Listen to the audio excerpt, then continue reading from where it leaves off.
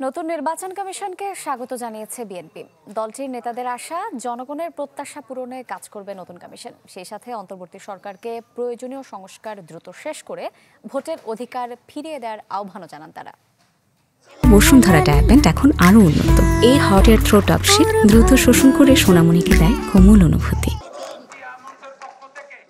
রোববার সকালে জিয়াউর রহমানের সমাধিতে শ্রদ্ধা জানান বিএনপির স্থায়ী কমিটির সদস্য আব্দুল মঈন খান সহ দলটির নেতাকর্মীরা। পরে সাংবাদিকদের সঙ্গে কথা বলেন আব্দুল মঈন খান। এ সময় রাষ্ট্র সংস্কার করে দ্রুত সুষ্ঠু ও নিরপেক্ষ নির্বাচন দেওয়ার আহ্বান জানান তিনি।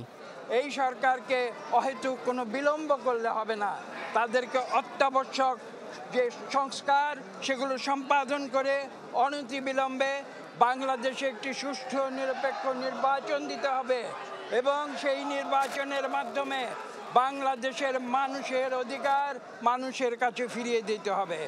বিকেলে বিএনপি চেয়ারপারসনের কার্যালয়ে তুরস্কের রাষ্ট্রদূত বৈঠক করেন বিএনপি নেতাদের সাথে।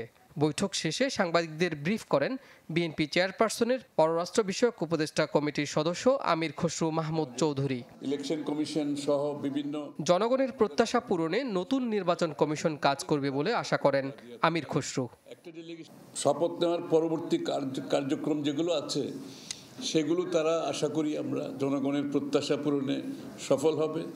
একটা সুষ্ঠু নির্বাচনের দিকে তারা যত দ্রুত সম্ভব এগিয়ে যাবে, তো সেটাই প্রত্যাশা থাকবে। বাংলাদেশের সঙ্গে ব্যবসা বাণিজ্য বাড়াতে তুরস্ক আগ্রহী বলে জানান এই বিএনপি নেতা।